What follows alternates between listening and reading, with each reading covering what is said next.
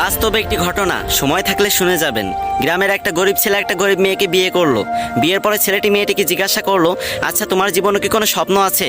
তখন মেয়েটি বলল, হ্যাঁ আমার জীবনে অনেক স্বপ্ন, আমি একদিন অনেক বড় ডক্টর হব, কিন্তু আমি যে গরিব। তখন ছেলেটি হেসে বলল, আরে এই ব্যাপার, আমি আছি না। তারপর ছেলেটি মেয়েটিকে নিয়ে শহরে চলে গেল। সে প্রতিদিন রিক্সা চালাতো এবং বাসায় এসে নিজেই রান্না বান্না করতো। এদিকে মেয়েটি পড়াশোনা করতে লাগলো। এরকম করতে করতে মেয়েটি একসময় ডক্টর হয়ে গেল। ছেলেটি এই খবর শুনে খুশিতে আত্মহারা হয়ে গেল এবং সে সেই ছেঁড়া কাপড় পরেই মেয়েটির সাথে দেখা করতে চলে গেল। মেয়েটি যখন তার বন্ধু বান্ধব নিয়ে কলেজ থেকে বের হচ্ছিল, তখন ছেলেটি সবার সামনে গিয়ে মেয়েটিকে বলল, জানো আজকে না আমি অনেক খুশি, আজকে তুমি ডাক্তার হতে পেরেছো। তখন মেয়েটির বান্ধবীরা জিজ্ঞাসা করলো, এই এ কে রে? তখন মেয়েটি বলল, আরে আমি চিনি না, হয়তো কোনো ভিক্ষুক টিক্ষুক হবে।